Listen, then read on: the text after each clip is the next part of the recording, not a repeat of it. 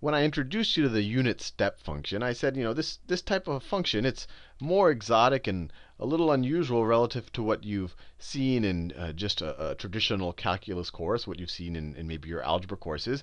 But the reason why this was introduced is because a lot of physical systems kind of behave this way, that all of a sudden nothing happens for a long period of time, and then bam, something happens. And you go like that. And it doesn't happen exactly like this, but it can be approximated by the unit step function. Similarly, sometimes you have nothing happening. You have nothing happening for a long period of time. Nothing happens for a long period of time, and then whack! Something hits you really hard and then goes away, and then nothing happens for a very long period of time. And you'll learn this in the future. You can kind of view this as an impulse, and we'll talk about unit impulse functions and all of that. So wouldn't it be neat if we had some type of function that could model this type of behavior?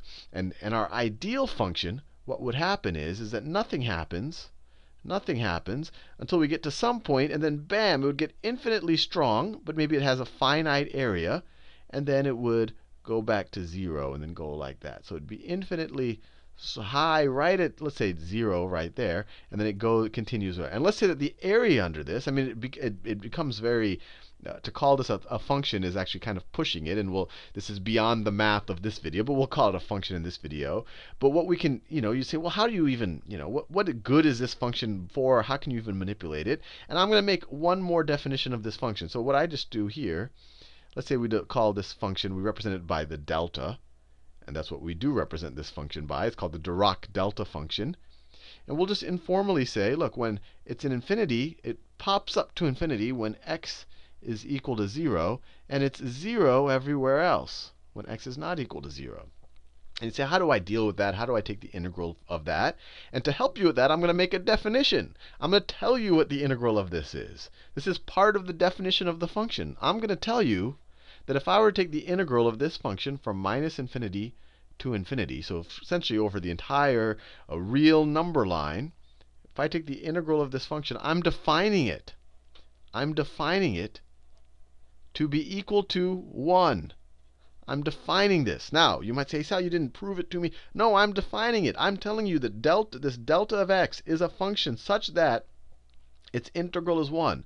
So it has this infinitely narrow base that goes infinitely high, and the area under this, I'm telling you, is of area 1. And you're like, hey, Sal, that's a crazy function. I want a little bit better understanding of how someone can construct a function like this. So I don't know, let's see if we can satisfy that a little bit more. But then once that's satisfied, then we're going to start taking the Laplace transform of this, and then we'll start manipulating it and whatnot. Let's see, let me complete this delta right here. Let's say that I constructed another function. Let's call it d sub tau. And this is all just to satisfy this craving for maybe a better intuition for how this Dirac delta function can be constructed. And let's say my d sub tau of, well, let me put in it's a function of t, because I want to, when everything we're doing in Laplace transform world, everything's been a function of t. So let's say that it equals 1 over 2 tau, and you'll see why I'm picking these numbers the way I am. 1 over 2 tau when t is less than tau and greater than minus tau. And let's say it's 0 everywhere else. Everywhere else. So this equation, this is more reasonable. This will actually look like a combination of unit step functions, and we can actually define it as a combination of unit step functions. So if I draw, that's my x-axis. That's my x-axis. And then if I put my y-axis right here, that's my y-axis. Y, and this is the t-axis. To get out of that habit, this is the t-axis, and I mean we could call it the y-axis or the f of t-axis or whatever we want to call it. That's the dependent variable. So what's going to happen here? It's going to be 0 everywhere until we get to minus t, and then at minus t we're going to jump up to some level. So let me put that point here. So this is minus tau, and this is plus tau, right? Minus tau and plus tau. So it's going to be 0 everywhere, and then at minus tau we jump to this level. And then we stay constant at that level until we get to plus tau. And that level, I'm saying, is 1 over 2 tau. So this point right here, on the dependent axis, this is 1 over 2 tau. So why did I construct this function this way? Well, let's think about it. What happens if I take the integral? Let me write a nicer integral sign. If I took the integral from minus infinity to infinity of d sub tau of t, dt. What is this going to be equal to? Well, if you just, if the integral is just the area under this curve, this is a pretty straightforward thing to calculate, right? You just look at this and you say, well, this is, first of all, it's 0 everywhere else. It's 0 everywhere else, and it's only the area right here. I could write this. I could rewrite this integral as the integral from minus tau to tau. We don't care infinity and minus infinity and positive infinity because there's no area under any of those points of 1 over 2 tau d tau. We could write it, dt, sorry, 1 over 2 tau dt. So we could write it this way too, right? Because as we can just take the boundaries from here to here, because we get nothing, the whole other, whether t goes to positive infinity or minus infinity. And then over that boundary, the function is a constant, 1 over 2 tau. So we could just take this integral. And either way we evaluate it, we don't even have to know calculus to know what this integral is going to evaluate to. This is just the area under this. The area under this, which is just the base. What's the base? The base is 2 tau, right? The base is 2 tau. You have 1 tau here and then another tau there. So it's equal to 2 tau times your height. And your height, I just said, is 1 over 2 tau. 1 over 2 tau. So your area for this function, or for this integral, is going to be 1. You could evaluate this. You could get this is going to be equal to, you take the antiderivative of 1 over 2 tau, you get, I'll do this just to satiate your curiosity, t over 2 tau. And you have to evaluate this from minus tau to tau.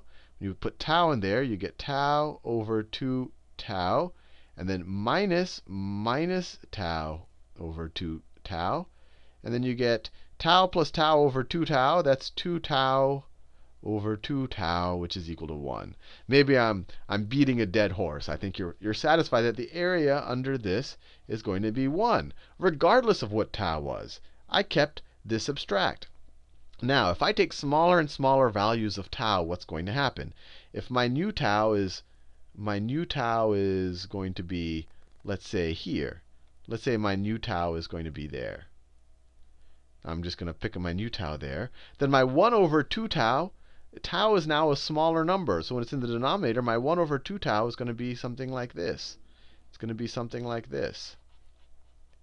Right? I'm just saying, if I pick smaller and smaller tau, so if I pick an even smaller tau than that, then my height is going to have to be higher.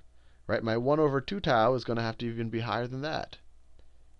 And so I think you see where I'm going this. What happens is the limit as tau approaches 0. So what is the limit? The limit as tau approaches 0 of my little d sub tau function. What's the limit of this? Well, these things are going to go infinitely close to 0, but this is the limit. They're never going to be quite at 0. And your height here is going to go infinitely high. But the whole time, I said no matter what my tau is, because it was defined in very arbitrary terms, my area is always going to be 1. So you're going to end up with your Dirac delta function. Oh, let me write it. I was going to write an x again. Your Dirac delta function is a function of t. And because of this, if you say, if you ask, well, what's the limit as tau approaches 0 of the integral from minus infinity to infinity of d sub tau of t dt, well, this should still be 1, right? Because this thing right here, this evaluates to 1. So as you take the limit as tau approaches 0, and I'm being very generous with my definitions of limits and whatnot. I'm not being very rigorous, but I think you can kind of understand the intuition where I'm going. This is going to be equal to 1. And so by the same, I guess, intuitive argument, you could say that the limit as from minus infinity to infinity of our Dirac delta function of t dt is also going to be 1. And likewise, Dirac delta function, I mean, this thing pops up to infinity at t is equal to 0, right? This thing, if I were to draw my x-axis like that, and then right at t equals 0, my Dirac delta function pops up like that. And you normally draw it like that, and you normally draw it so it goes up to 1 to kind of depict its area. But you actually put an arrow there, and so this is your Dirac delta function. But what happens if you want to shift it? What happens if you want to shift it? How would I represent my, let's say I want to do t minus 3. What would the graph of this be? Well, this would just be shifting it to the right by 3. For example, when t equals 3, this will become the Dirac delta of 0. So this graph will just look like this. This will be my x-axis. Let's say that this is my y-axis. Let me just make that 1. And let me just draw some points here. So it's 1, 2, 3. That's t is equal to 3. Did I say that was the x-axis? That's my t-axis. So this is t equal to 3. And what I'm going to do here, it's the Dirac delta function. It's going to be 0 everywhere. 0 everywhere. But then right at 3, it goes infinitely high. And obviously, we don't have enough paper to draw an infinitely high spike right there. So what we do is we draw an arrow. We draw an arrow there, and the arrow, we usually draw the magnitude of the area under that spike. So we do it like this. And let me be clear, this is not telling me that the function just goes to 1 and then spikes back down. This tells me that the area under the function is equal to 1. This spike would have to be infinitely high to have any area, considering it has an infinitely small base. So the area under this impulse function, or under this Dirac delta function. Now this one right here is t minus 3. But your area under this is still going to be 1. And that's why I made the arrow go to 1. Let's say I wanted to graph, let me do it in another color. Let's say I wanted to graph 2 times the Dirac delta of t minus 2. How would I graph this? Well, I would go to t minus 2. When t is equal to 2, you get the Dirac delta of 0. So that's where you'd have your spike. And we're multiplying it by 2. So you would do a spike twice as high, like this. Now, both of these go to infinity, but this goes twice as high to infinity. Well, I know this is all being a little ridiculous now, but the idea here is that the area under this curve should be twice the area under this curve. And that's why we make the arrow go to 2, to say that the area under this arrow is 2. The spike would have to go infinitely high. So this is all a little abstract, but this is a useful way to model things that are kind of very jarring. That, all of a sudden, obviously nothing actually behaves like this, but there are a lot of phenomena in I guess physics or the real world that kind of have this spiky behavior. That and it's, instead of trying to say, oh, what does that spike exactly look like, we say, hey, that's a Dirac delta function, and we'll dictate its impulse by something like this. And just to give you a little bit of motivation behind this, and I was going to go here in the last video, but then I kind of decided not to. But I'm just going to show it because I've been doing a lot of differential equations, and I've been giving you no motivation for how this applies in the real world. But you can imagine, if I have just say I have a wall, and then I have a spring attached to some mass right there. And let's say that this is the natural state of the spring. So the spring would want to be here. So it's been stretched a distance y from its kind of natural where it wants to go. And let's say I have some external force right here. Let's say I have some external force right here on the spring. And of course, let's say it's ice on ice. There's no friction in all of this. And I just want to show you that I can represent this behavior of this system with the differential equation. And actually things like the unit step function and the Dirac delta function actually start to become useful in this type of an environment. So we know that F is equal to mass times acceleration. That's the basic physics right there. Now, what are all of the forces on this mass right here? Well, you have this force right here, and we'll say this in the positive rightward direction, so it's that force. But then you have a minus force from the spring, right? The force from the spring is Hooke's law. It's proportional to how far it's been stretched from its kind of natural point. So its force in that direction is going to be ky. or you could call it minus ky, because it's going in the opposite direction of what we've already said is the positive direction. So the net forces on this is F minus ky, and that's equal to the mass of our object times its acceleration. Now, what's its acceleration? If its position is y, so if y is equal to position, if we take the derivative of y with respect to t, y prime, which we could also say dy dt, it's going to be its velocity. And then if we take the derivative of that, y prime prime, which is equal to d squared y with respect to dt squared, this is equal to acceleration. So we can, instead of writing a, we could write y prime prime. And so if we just put this on the other side of the equation, what do we get? We get the force, this force, not just this force, this is just F equals ma, but this force is equal to the mass of our object times the acceleration of the object plus whatever the spring constant is for this spring, plus k times our position, times y. So if you had no outside force, if this was 0, you'd have a homogeneous differential equation. And in that case, the spring would just start moving on its own. But now this F, all of a sudden, kind of the non-homogeneous term, it's what the outside force you're applying to this mass. So if this outside force was some type of Dirac delta function, so let's say it's t minus 2 is equal to our mass times y prime prime plus our spring constant times y. This is saying that at time is equal to 2 seconds, we're just going to jar this thing to the right.